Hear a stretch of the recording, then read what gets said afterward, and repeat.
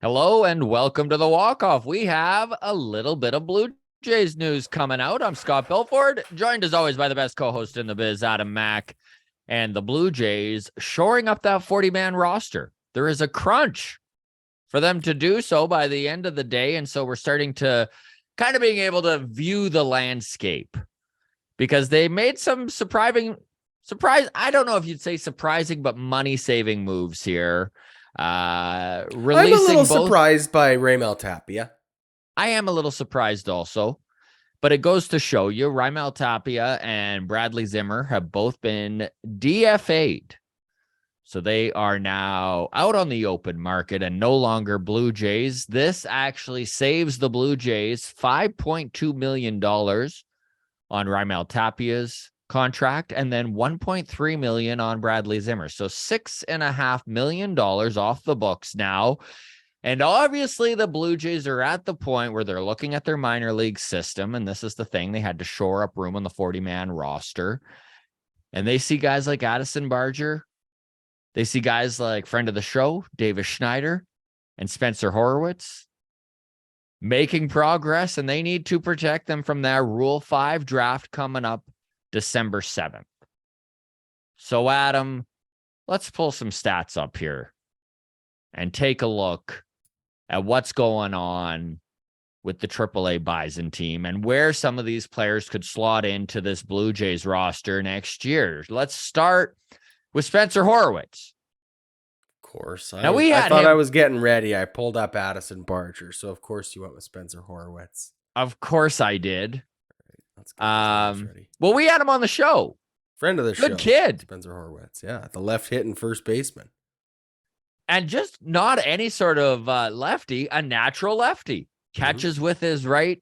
I know this was one thing he brought up in the interview that kind of got under his skin as he came up the system, was that he was pigeonholed as a first baseman, because that's where everyone wants a natural lefty, right? Is first base. But the Blue Jays obviously have a pretty big roadblock at first base. So Spencer Horowitz, trying to diversify the positions he can play, started to play some left field, was getting some reps at third base. So he has played around the diamond a little bit. And I think the Blue Jays just look at him as a guy who at every level with the big lefty bat has put up power numbers, has put up a good average. I mean, the guy is ready to make the jump, I think. And the fact that the Blue Jays look at the money they're saving and think that they can analytically be comparable with these players, it's exciting stuff for Spencer Horowitz to maybe prove himself. How did he look this year, numbers wise, Adam? Numbers wise, he played AA and AAA, 70 games at AA, 44 games at AAA. He hit 12 home runs this year. Batting average 275 with an OPS of 843. So very respectable numbers all the way around.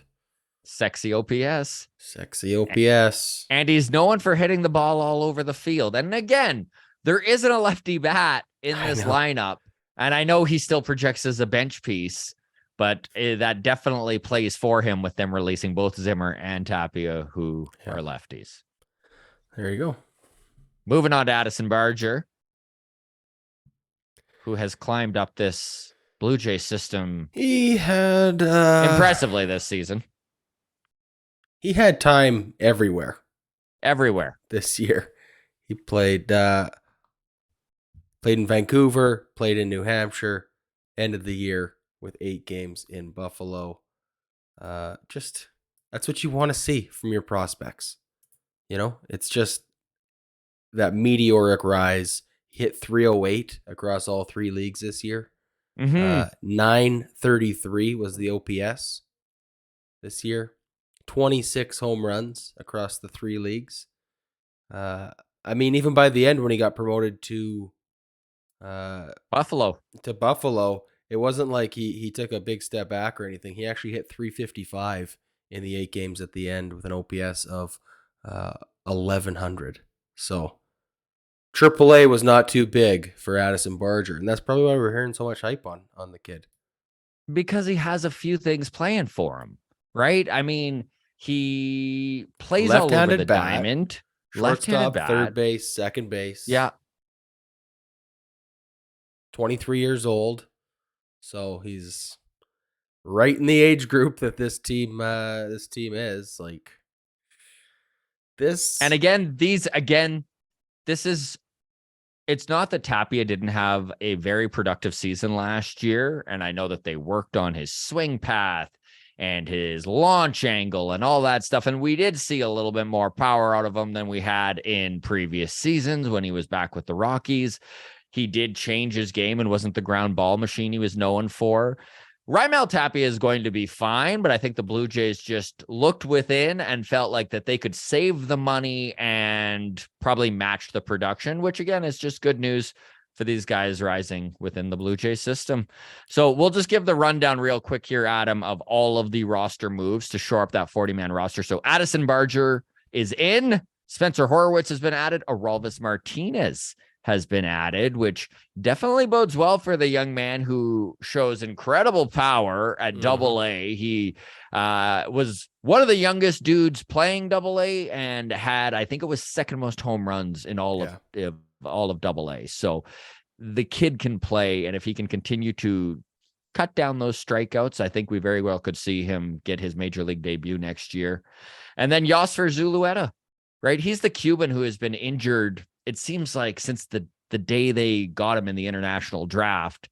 And he's, correct me if I'm wrong, 20% of our 100-mile-an-hour guys. Very much so. There you go. You're not wrong. All right. So there you go. That's whether this deciphers what the Blue Jays are going to do moving forward, who knows? But they are going to obviously give some of their kids an opportunity to play next season as bench pieces anyways. And whether Teoscar or Lourdes or whoever goes, we'll see. Who do you think of those three? You know what? I'm going to put Zulueta in a separate category as a pitcher.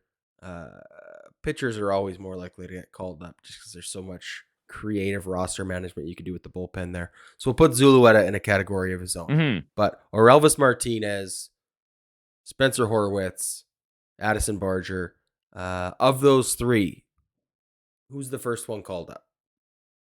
If I'm to make a bet, I think Spencer Horowitz starts with this team.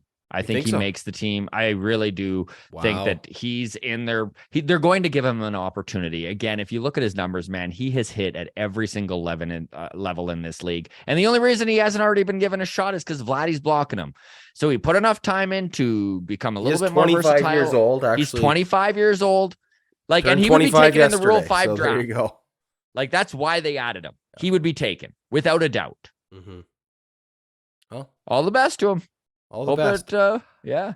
I was leaning Addison Barger. I think really okay. I think Espinal's gone this year. I think Addison Barger becomes that cheap utility guy that plays all over the infield. But I do still hope that we get a real second base.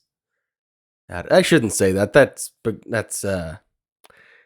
That's not giving Espinal the credit. He was an all-star this year. He's a real second baseman, but I get what you're saying, though. A guy who moves the needle offensively a little bit more consistently. But again, we love SB. Get a Beau Paget kind of guy over there in second base, and then that just leaves a hole at shortstop. But we're used to having a hole at shortstop. Anyways, I kid. Anyways, that's the news for today, right? Okay, let's wrap it up. We started. Yeah, we really pulled 9 minutes out of a 1 minute worth of news, didn't we? Look at us go. Honestly, thank you so much, everybody, for watching this far. And if you have, hit the subscribe. If you haven't already, the like button's always appreciated. Hopefully, more interesting stuff than this happens. But for now, this is where we're at. Cheers.